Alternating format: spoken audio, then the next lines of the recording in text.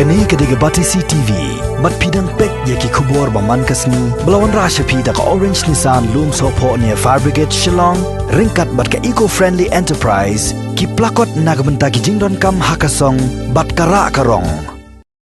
Banyatai halor ke jinglong jingman ki bendi ki badan hakani ke jela Meghalaya, haka arpo artrek mentau naitung arhajar arpo.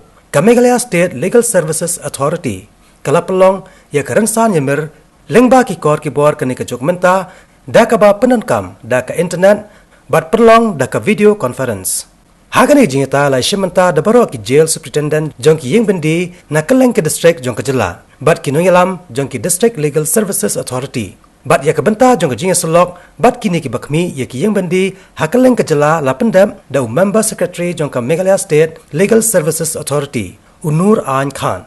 Now we are holding this review meeting of the prisons in the state of Meghalaya to take stock of the conditions of the inmate in the prisons and further to see the implementation of the resolution of the High Power Committee which was constituted pursuant to the order of the Honorable Supreme Court.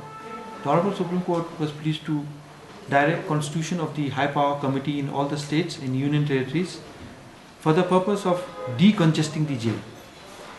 Now, as per the prison population report, we find that the district jail in Shillong has total 170 inmates. And District Jail Joy 130, District Jail William Nagar 50, District Jail Nongpo 100. We find that only the District Jail Shillong, where the inmates are more than the capacity. We have two important things which needs to be reviewed and looked into. One is the preventive steps which has been taken by the jail authority. And also we want to know if there is any reported case of COVID-19 in the jail and what are the preventive steps that has been taken by the jail authority. The Honorable Supreme Court had made it very clear in its order dated 23/10/2020 that the inmates should not be physically produced in the court. So they should be produced through video conferencing. And then effort should be made to see that the jail which is overcrowded, to decongest it. And the High Power Committee has classified the kinds of cases where the jails can be decongested by releasing them on bail, interim bail. In cases of convict, those convicts can also be released on parole. So we worked out on the criteria, and this was a resolution dated 31/3/2020.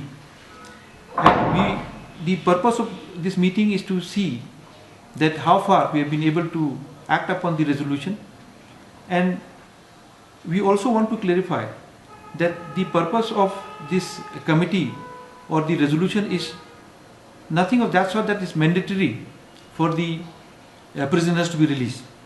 There are criteria worked out, there are some habitual offenders, for those exception has been carved out. The parameters for decongesting the jail has been laid out in the resolution of the High Power Committee. In cases where the accused persons who have been charged for an offence which is punishable up to 7 years, those cases the prisoners can be considered for interim bail or bail. But in heinous offence, no. There is no scope for releasing those people on heinous offence. And Honourable Supreme Court has also made it very clear that the Honourable Supreme Court has not directed that it is mandatory for the accused persons to be released on bail. And this clarification came from the Honourable Supreme Court in the context of the state of Bihar. In the state of Bihar, no prisoners were released. So the Supreme Court said it's the discretion of the high power, the courts, whether the prisoners to be released or not. But the primary objective is to see is that the overcrowded prisons are decongested in the wake of this COVID-19. So we are trying to review the conditions of the inmates in the jail. We will also take in any suggestions which comes forward or any other preventive steps is to be taken. As per the newspaper reporting, there were some complaints about the jail conditions in the state of Assam. That is what I have gathered from the newspaper reporting, is that the matter was taken up by the Human Rights Commission in the state of Assam for the jail conditions in the state of Assam. So far as Meghalaya is concerned, the jail population report reveals that the jails in districts like Williamnagar, Nongpo, it is within the limits. It is not overcrowded. And pursuant to the High Power Committee's resolutions, the district legal service authorities have taken action, and till date they have released almost 300 prisoners. And after we review the conditions of the prison in jail, and probably we will be having a meeting of the High Power Committee, and all the reports will be placed before the High Power Committee, and then appropriate decisions will be taken. If required for further decongestion of any prison which is overcrowded, steps will be taken, necessary directions will be issued. These prisoners who have been released, they have been released on bail. So it is not to be understood that they have been let off. They have been charged of certain offence, they have to stand for trial. As I said earlier, the purpose of releasing these prisoners is to decongest the jail in the wake of this COVID-19. Because as you know, jails which are overcrowded may also pose a threat of spread of this COVID. Well, females are very few. Most of them, they are male, and they are involved in offence where the punishment can extend up to 7 years. As per the information furnished by the prison department, the jail population as on 36/2020, we find the UTPs in connection with the NDPS cases, there are 103 in the entire state, and for other offence the UTPs are 580. Convicts of rigorous imprisonment, they are 137. Simple imprisonment, 26. Capacity of Shillong jail is 170, and as on date we have 287, out of which 273 is female, 273 are males, and 14 females. And the most important thing here is that 158 are UTPs, and 4 are females, 158 are males. Here, you have to understand that people who are in jail, they are not all convicts.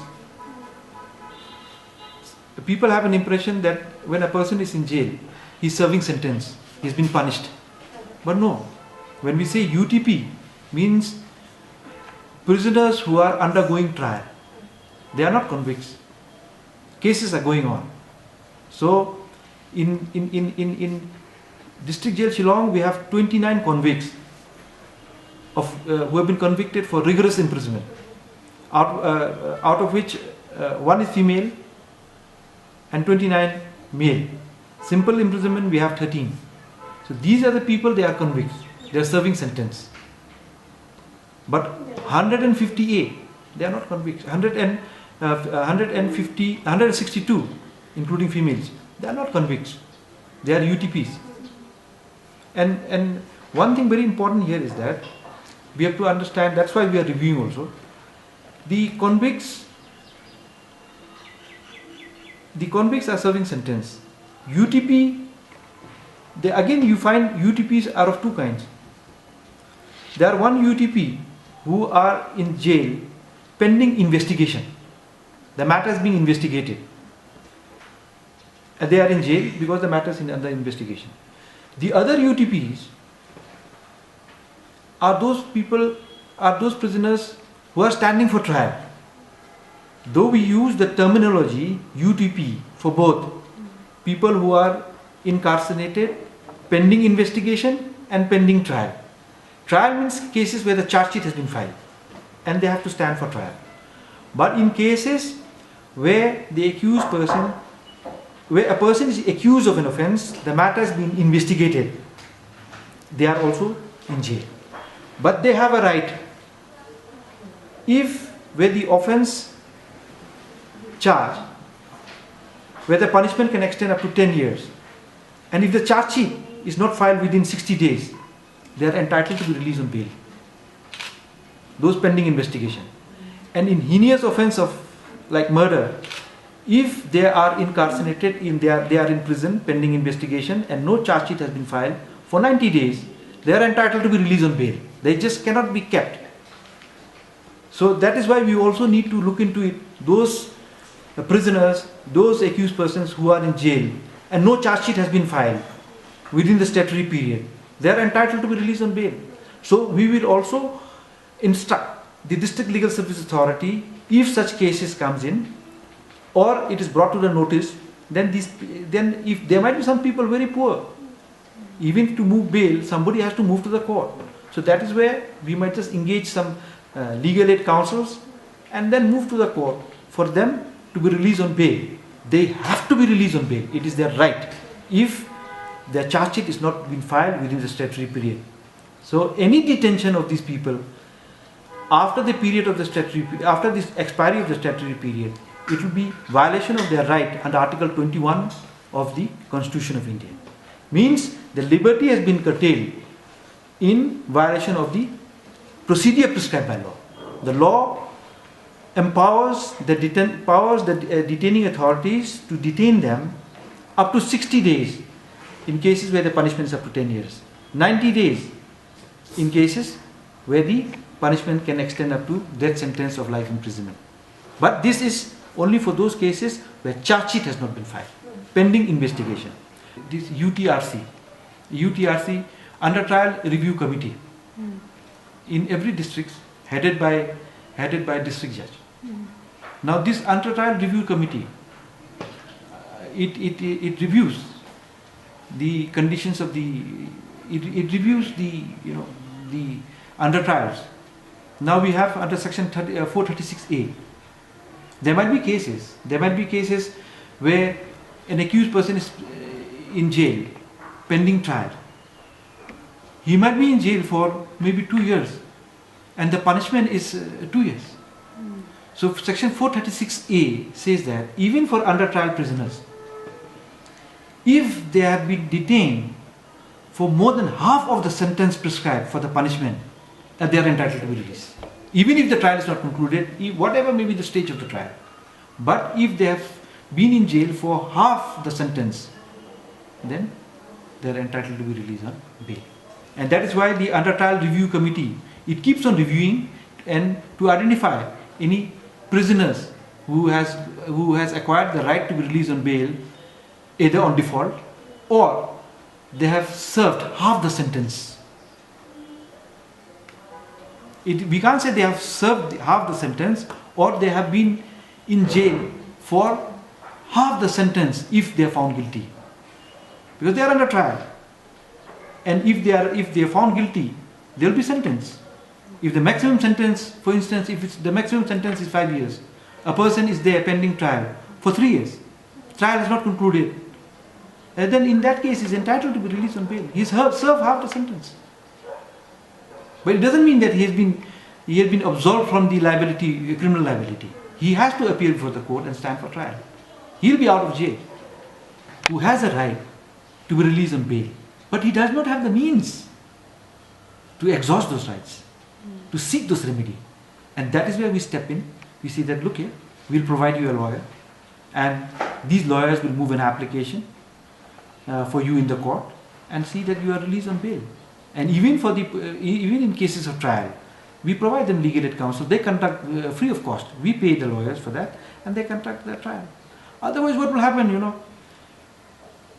The very word access to justice means what? Everybody should have an access to justice. Everybody should have access to justice. Means everybody should have a level ground to play. You can see if a person has got enough money, a wealthy person can engage one of the finest lawyers. And he can present his case in the best possible way. What happens to a person who does not have a means? A person who comes from a marginalized section of the society. They might be having a right. They may have a lot of things to say. They may be innocent. But who will speak for them? They need to engage a lawyer, isn't it? Now they don't have the means to engage the lawyer. Now can we say that just because a person does not have money or he is poor, he'll be deprived of justice?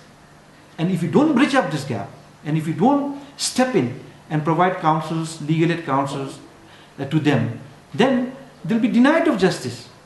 Why? Because they are poor. They will not have an access to a lot of government machineries because they can't. They may be poor, they may be unaware. So how can we say that there is a level ground? So that is why we say that our effort is basically to provide a legal aid counsel, sensitize people, make them aware of their rights, and in cases where we find large number of people who are affected, we take it up.